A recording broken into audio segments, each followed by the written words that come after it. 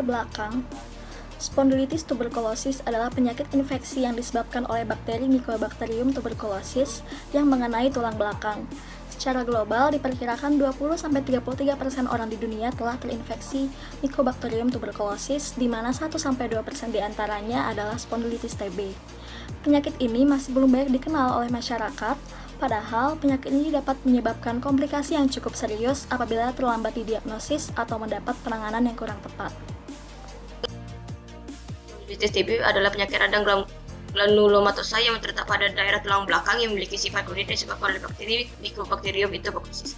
Spondilitis TB ini berasal dari infeksi langsung atau primer, yaitu bakteri langsung yang menginfeksi korpus, ataupun infeksi tidak langsung atau sekunder, yaitu memiliki bakteri yang menyebarkan secara hematogen atau limfogen dari titik infeksi ke tempat lain ke korpus tulang belakang.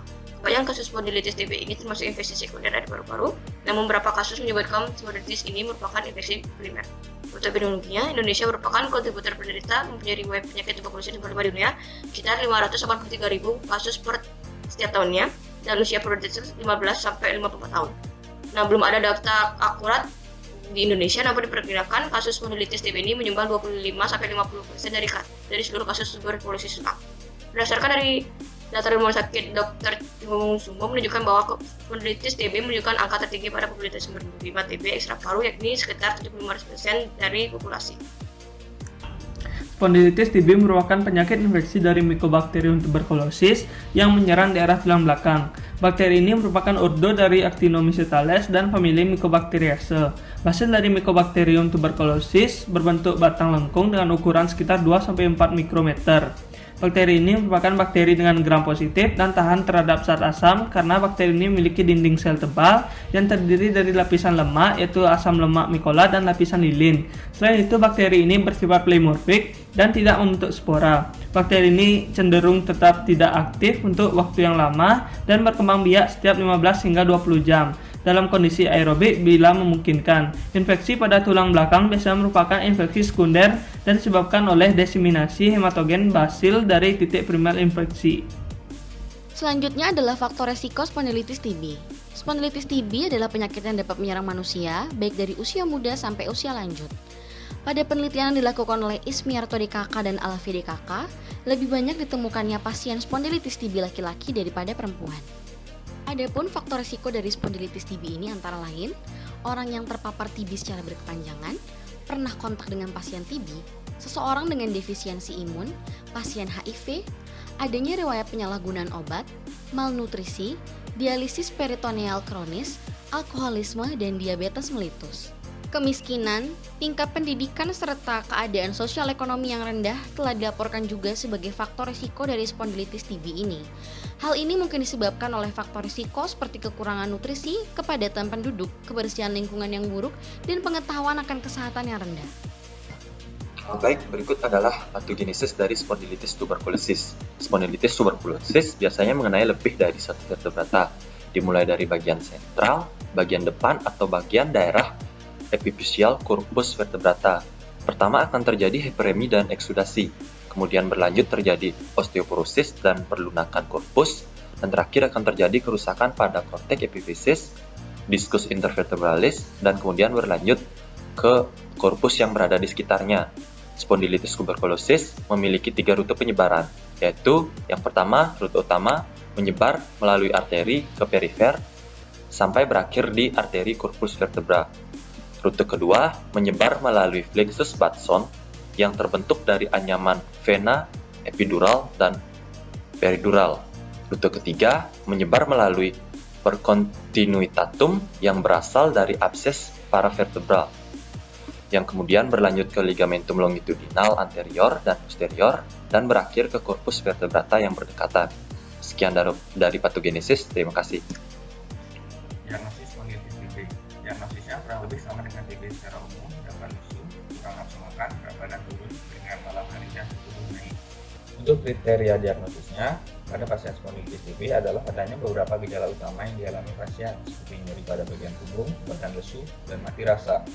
Untuk manifestasi klinisnya, sama halnya dengan manifestasi klinis pada TB secara umum, pasien mengalami kondisi seperti berat badan turun, demam dalam waktu yang lama, batuk lebih dari 1 bulan, diare yang disertai dengan adanya benjolan, dan tanda-tanda cairan di perut.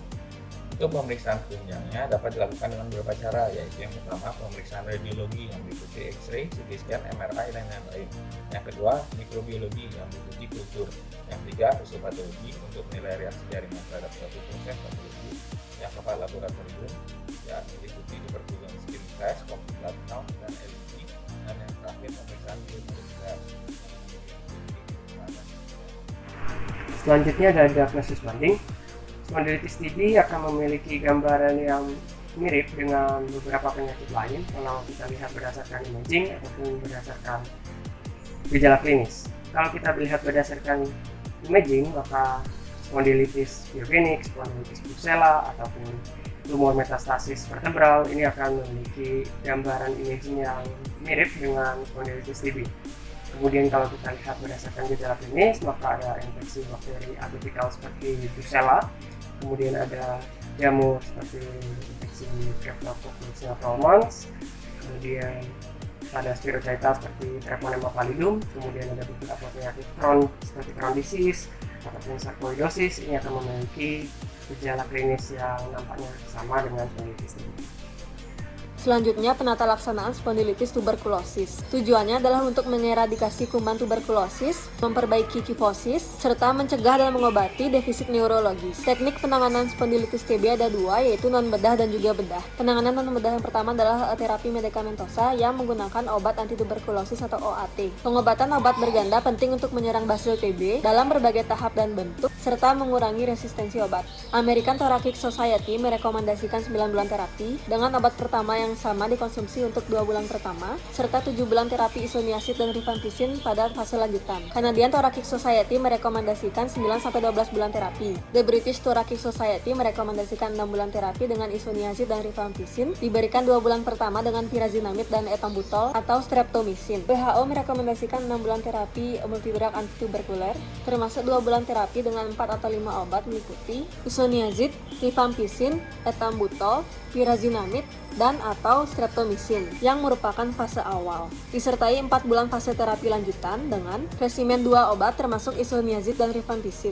The Medical Research Council Committee for Research for Tuberculosis in the Tropics menyatakan bahwa rifampicin dan iosinazid harus selalu diberikan selama masa pengobatan. Jika resistensi terhadap obat TB dapat digunakan kanamycin, capreomycin, pyrazinamide, dan amikacin sebagai lini kedua terhadap resistensi obat tuberkulosis. Kedua adalah dukungan moral. Kepatuhan yang buruk terhadap pengobatan menyebabkan basil TB dapat menjadi resisten terhadap obat yang terpapar secara tidak teratur. Intervensi dukungan sosial yang saling melengkapi dan inklusif meliputi edukasi penyakit dan dukungan psikologis akan memungkinkan pasien spondilitis TB untuk menjaga kepatuhan pengobatan. Selanjutnya adalah penanganan bedah. Indikasi umum diperlukannya intervensi bedah adalah apabila ada defisit neurologis akut seperti paraplegia atau paraparesis, deformitas tulang belakang yang tidak stabil, atau disertai nyeri seperti kifosis, tidak respon kemoterapi selama 4 minggu, ada abses luas, nyeri berat karena kompresi abses, serta biopsi perkutan gagal untuk diagnosis. Apabila intervensi bedah perlu dilakukan, untuk TB di tulang belakang leher, dapat dilakukan pendekatan anterior.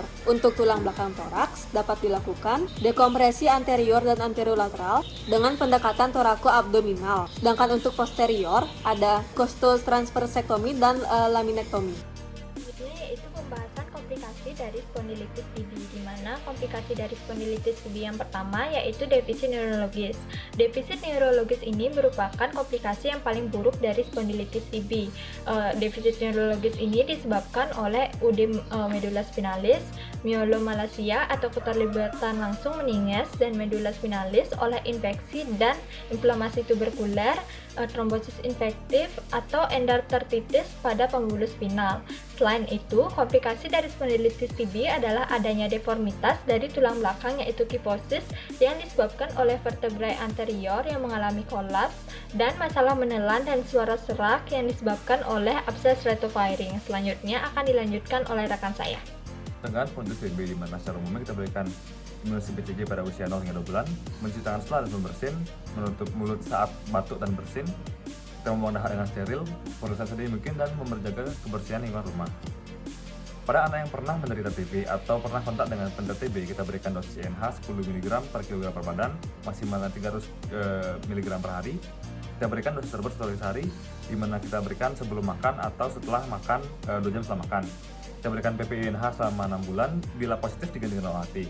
Pemberian konstan selama 6 bulan, walaupun prognosis baik.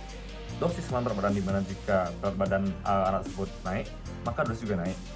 Pada anak yang memiliki riwayat HIV atau gizi buruk, kita berikan vitamin B6 dan pengawasan dari keluarga. Tindakan lainnya itu kita taati protokol kesehatan dari COVID-19, kita hindari kontak dengan penderita, rutin mencuci tangan, dan pastikan rumah Anda memiliki sirkulasi udara yang baik. Baik, yang selanjutnya yaitu prognosis. Prognosis dari spondilitis TB berbeda-beda menurut keadaan dari pelaksanaan klinik yang terjadi dan tergantung dari jalannya penyakit, tata laksana maupun komplikasi penyakit penyerta. Prognosis yang memburuk sering dihubungkan dengan meningitis TB dan TB miliar. Selain itu dapat menyebabkan buta, tuli, paraplegi, gangguan gerak, dan sebagainya. Prognosis untuk TB tulang belakang akan membaik sejalan dengan diagnosis dini dan intervensi cepat. Jika pasien datang dengan sakit punggung kronis, bahkan tanpa adanya gejala neurologis, dapat dicurigai klinis spondilitis tuberkulosis. Intervensi bedah juga perlu dilakukan dalam kasus-kasus lanjutan dengan keterlibatan tulang, pembentukan abses atau paraplegia. TB tulang belakang sering mempengaruhi orang-orang muda sehingga harus dilakukan upaya untuk pencegahan yang efektif, yaitu dengan mengendalikan penyebaran TB. Baik, selanjutnya akan dilanjutkan oleh teman saya. Selanjutnya adalah rangkuman. Spondilitis TB merupakan penyakit radang yang disebabkan oleh Mycobacterium tuberculosis yang menyerang daerah tulang belakang. Adapun faktor risiko dari spondilitis TB ini seperti terpapar TB secara berkepanjangan, pernah kontak dengan pasien TB, mengalami defisiensi imun, pasien HIV, adanya riwayat penyalahgunaan obat, malnutrisi, dan DM. Untuk patogenesisnya, kuman TB dapat menyebar secara sistemik menuju korpus vertebra dan dapat juga melalui Pecos Boston dan percontinuitatum yang berasal dari abses para vertebra. Adapun gejala yang muncul seperti adanya benjolan pada daerah tulang belakang yang terasa nyeri. Tata laksana kasus spondilitis TB secara umum terbagi menjadi teknik penanganan bedah dan penanganan bedah.